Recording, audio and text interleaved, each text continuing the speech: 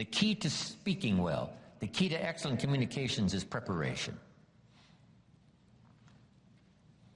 Actually, all of our life is preparing. This year, preparing for the next. Those first, 8, 9 grades preparing for high school, then high school preparing for college, college and university preparing for a career to earn money, then preparing to make the investments to keep you safe and secure, build a financial wall around your family nothing can get through. Always preparing for those steps and stages in our life. That's part of the game of life. For humans, it seems like it takes us longer to prepare. When the little wildebeest is born, it only has about 1 hour to get ready to run with the herd and escape the lions. 1 hour. So the little wildebeest, as soon as it's born, tries to stand up, falls down. Its mother nudges it, stand up, falls down. Stand up, come on, try again. Why such urgency? The lions are not very far away. Come on. And within less than an hour, the little wildebeest, brand new, just born, is now strong enough to run with the herd and escape the lions. Less than an hour. Human babies take a little longer. After 17 years, we're not quite sure they can escape all the lions and have a safe place to go. So preparation, getting ready, sometimes seems so laborious. After going to grade 1, now you got to go to grade 2. After grade 2, it's grade 3. Will it never end? Come on, one more grade 4, and then 5. Wow, seems like it takes us forever to finally get ready, to design a life and get married and have a family and a career and fortune and future. But it takes preparation. Now, to communicate well, here's some good words to prepare for communication. Number 1, interest. Just keep your interest alive in people and places. That's why, a big share of my job takes me around the world. Countries all around the world, from Africa to Asia to South America to Australia to Russia to the Far East, Israel. The last time I was in Israel, there was some kind of an alert. We were all on the airplane. We all had to get off the airplane. They took off all of our luggage, and each one of us had to go identify our piece of luggage and put it back on the airplane, and then we took off. Wow. Taking what? No chances. If you'll develop an interest in all of that, when it's right side up and when it's upside down, take a keen interest in the politics of the day and the speeches and all that's happening. It gives you good stuff to debate and decide. Where do you stand on the major issues? Not only the political issues, but the major life issues. Be that interested in life and people. So underline the word life and people. That's the whole study. Study life in all of its twists and turns. Study people in all of their variety. In being in an enterprise that, where you have to employ people, get people to work with you, that's a challenge. Different ages, different opinions, different personalities, different temperaments. Here's one of the skills I learned that paid me big money. Getting people to work together. And see if they're all different in a whole variety. How do you get them all to work together? I'm telling you, it's not easy. It is a challenge, organizing, getting people to work together. But the paycheck, it's unbelievable. Now, if you're working with independent people, then it really is challenging. It's like herding cats. Did you ever try that? Herding sheep is easy. They all quickly get going the same direction, very quickly. Cats, no way. If you've got 8 cats, how many directions are they going? 8 different directions. But if you can master herding cats, I promise you, a paycheck like you cannot believe.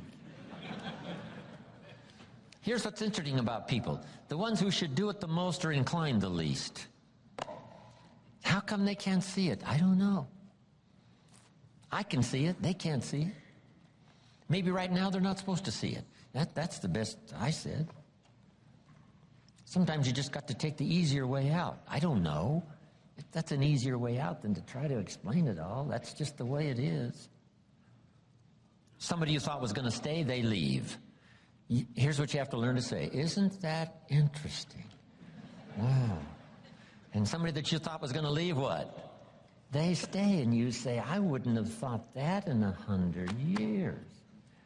There's a surprise a day waiting for you, working with people. And then some people are nice, and some people are not so nice. But there's only a few. When I first started in sales, Mr. Schoaf, my mentor, said, here's the good news, Mr. Rohn. There's only 9 or 10 real nasty, miserable, horrible people in the world. That's what he said. Now, he said, they move around a lot. And you're liable to get one once in a while. But when you do, you just say, hey, there's only 9 more like you. I can handle that the rest of my life. So that was really good. And then sometimes you got to try a little wit and a little humor. That helps. When I first started traveling with Mark Hughes in Herbalife 21 years ago, one of my friends said to me, I heard some people died using that product. And I said, not that many.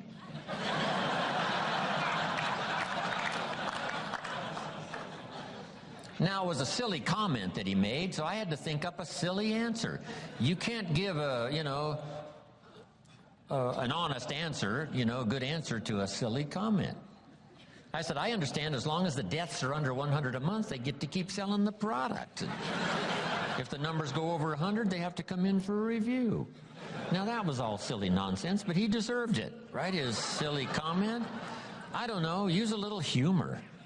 Somebody says, this isn't going to work for me. Say it was designed not to work for some people. I don't know. What do I know? Too bad that's you. What can I say? I'm not a genius to figure this stuff out. The best wit in the world was Winston Churchill, right? Lady Astor in the English Parliament, exasperated one day with Winston Churchill. She said, Winston, if you were my husband, I'd put poison in your coffee. He said, Lady Astor, if you were my wife, I would drink it. Whatever it takes. Don't let anybody put you down. Be a student of life and people and all the varieties and what's happening in the world. It's an interesting place to live. And while you're here, learn all you can, study all you can. Right? The varieties. Some people are easy and some are miserable. Just learn how to handle all that. Here's the next word to communicate well, and that's fascination. It goes the step beyond just interest. Be like a child, fascinated with everything.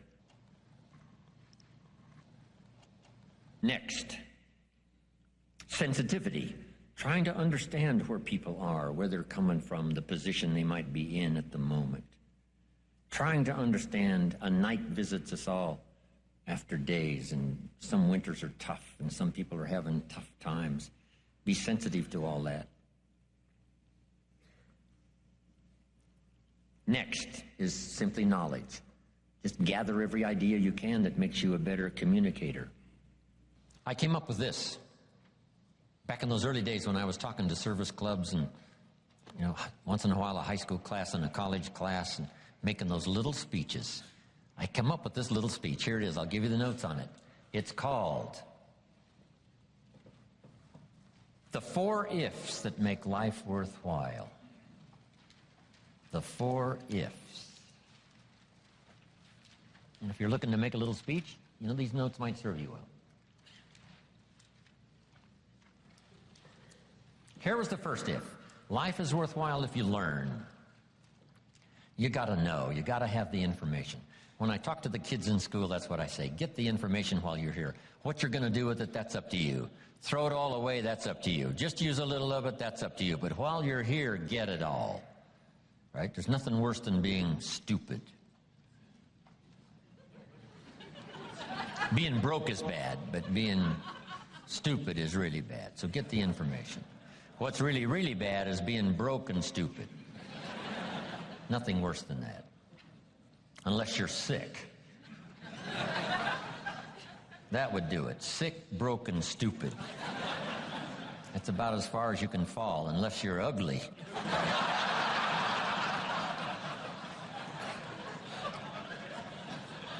But surely that's the ultimate negative life. Ugly, sick, broken, stupid. That is it. So you got to know. You got to have the information. So jot this down now, as I used in my notes. What you don't know will hurt you. Ignorance is not bliss. Ignorance is tragedy. Ignorance is illness. Ignorance is devastation. Ignorance is going broke. Ignorance creates a poor life. So you got to know, you got to have the information. Number one, learn from your personal experience. One way to learn to do it right is first mess it up and do it wrong. That doesn't mean it's the end of your life, but just, clean up the mess, now do it right. From a negative experience, sometimes we learn to do the positive things that saves our life and makes us successful. They say, if you survive your first heart attack, if you survive, you may now live to be a very old person. Why is that? That first heart attack was a wake-up call. And then maybe the doctor said, another one of these, and your history. And you say, wow. And you make it for the health food store. And you start reading every book you can read on health and nutrition. And you start doing the push-ups, and you start jogging on the beach and doing all the stuff. And all of that change now could very well help you to live a long, long life, having been alerted in an alarm system that serves you well. Okay? So learn from your negative as well as your positive experiences. Here's the next. Learn from other people's experiences. That's how you get smarter in a shorter period of time. Somebody that's been through it for 5 years and they wrote a book, and the book, if you read it, could save you 5 years. Cost $30. So you can't miss that kind of education. Best to get the information before. Yes, we can recover. Yes, we can come back, from the grave, practically. Yes, we can come back from bankruptcy and disaster and poor health. But wow, if we had the information up front that would save us some of those years of disaster, how much better that would be. So learn from other people's experiences, both negative and positive. In the seminar I do for Jerry, here's what I say. Too bad failures don't give seminars. We don't want to pay them, so they don't give seminars. But their information would be valuable. If a guy's messed up his life for 40 years, you just have to say, John, would you spend a day with me? And I'll bring my notebook and take good notes. Good-looking guy like you, beautiful family, every reason to do well, and you threw it all away. Teach me for a day how you messed it all up. Right? And you just take good notes so that the same thing doesn't happen to you. So learn from your experience, learn from other people's experiences. Okay.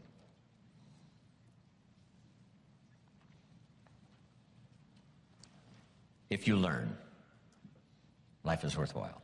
Here's the second if.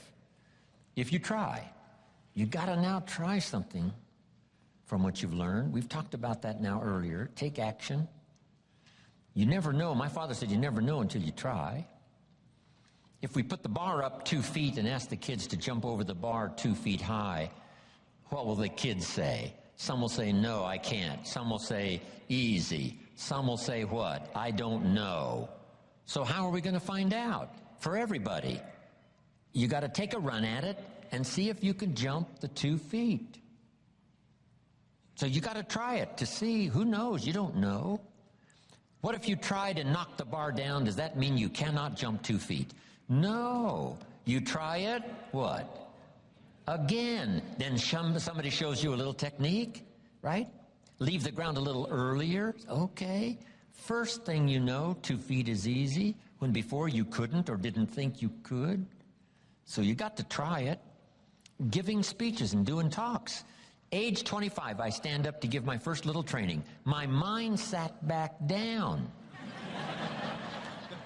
I open my mouth and nothing comes out. My knees are knocking like this. The sweat is pouring. It's called terror, in case you haven't tried it, right? But I got through it somehow. It was so bad, if I hadn't have been doing the class, I'd have gone home, right? It was bad. I'm so happy you were not there. You would not have paid this kind of money for my first presentation. Wow. But I got through it. And then I did it again. You know, I didn't know if I should even try again. But sure enough, I had the kind of mentor and the kind of teacher who said, hey, that's nothing.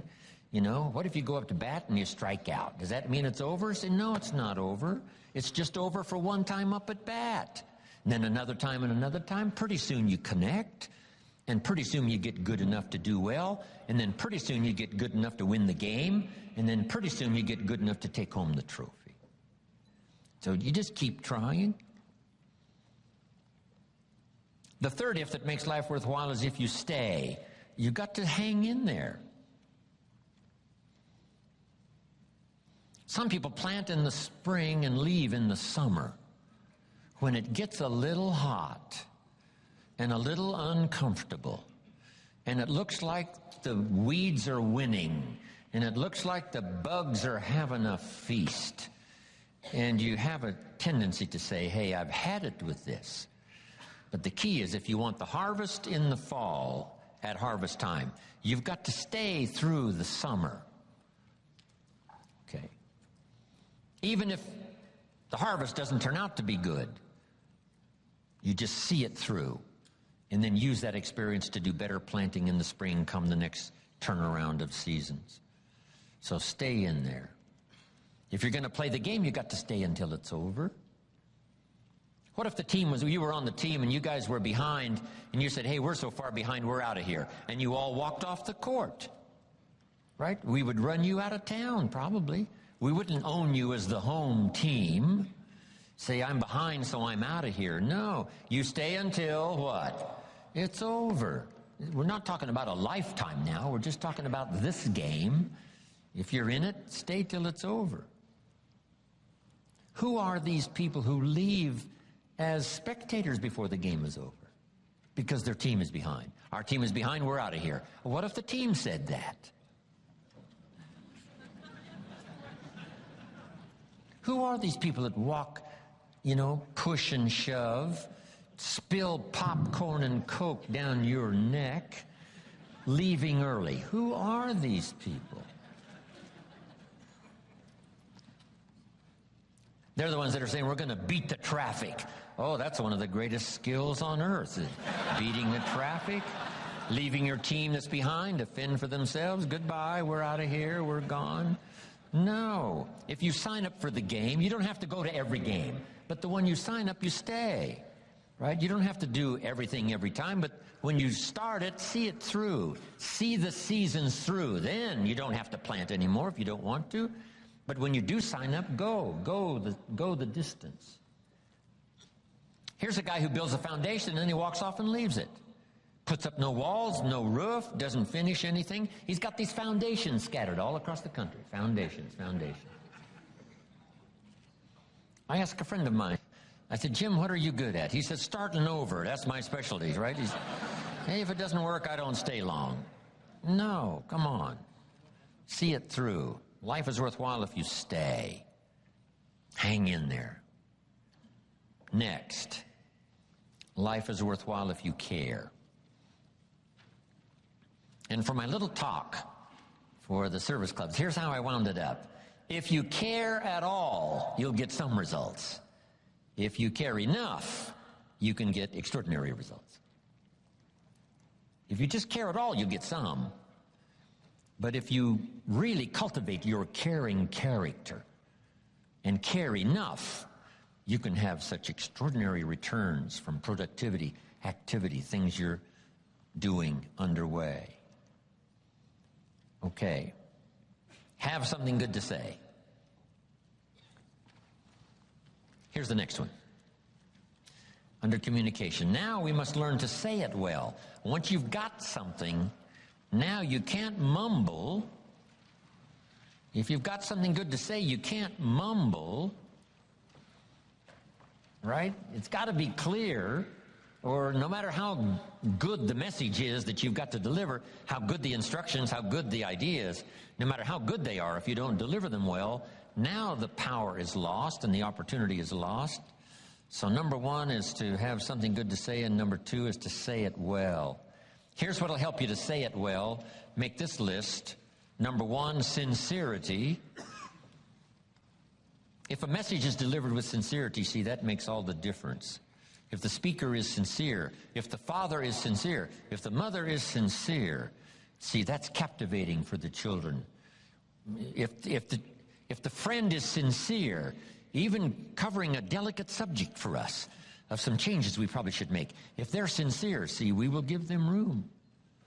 Perhaps to get on our case if we know they're sincere, not just trying to criticize for criticizing's sake. If your sincerity, I'm telling you, that wins the day. Here's what can really be accomplished. Hopefully, like this weekend here, someone sincerely willing to speak and someone sincerely willing to listen. Now, in terms of lecture, book, seminar, and all the rest, we must come to this conclusion, because it's a wise conclusion, that sincerity is not a test of truth. In your study and evaluating everything, just make sure you have that in the back of your mind. Sincerity is not a test of truth. We must not make the mistake of saying, he must be right. He's so sincere. See, that might be a mistake.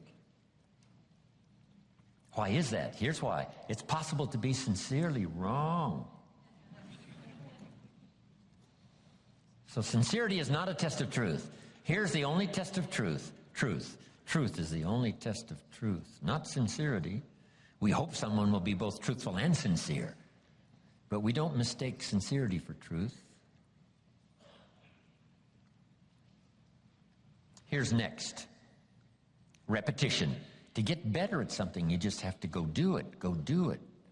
Accept every opportunity to go make a little talk if that's going to be your business. Get better at talking to your kids. Come up with more illustrations. Come up with more ideas. Read an extra book, how to communicate with teenagers.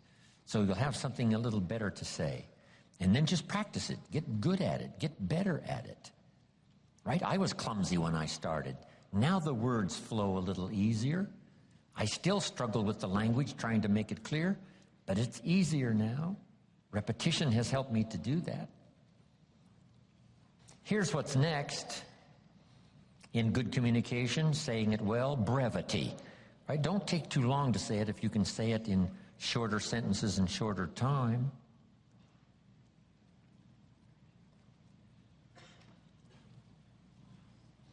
One way to learn brevity is to talk to kids. You talk to kids for 30 seconds and they say, how long is this gonna take? It's already too long, right? 30 seconds. I mean, they got games to play and things to do. They can't hang around for, an hour's discourse. So talk to kids. It helps you to make it more brief. Powerful, but brief. Well said, but, more brief. So here's what's powerful.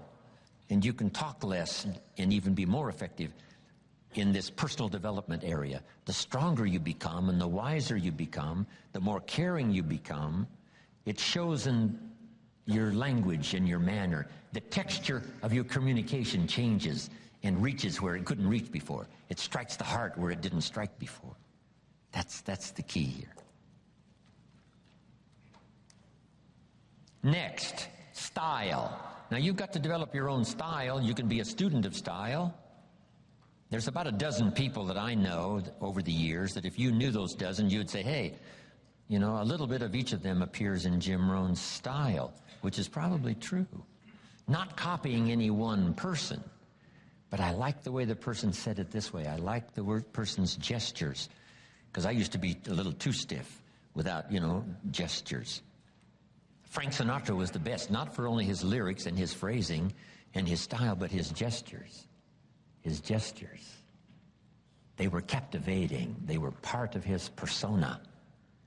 So make this note, it's not just what you say, it's how you say it. Style, sincerity, the way you present it, heart, soul, from deep inside, commitment, dedication, wrapped up in your language so that now when you present it, hey, it becomes incredibly effective.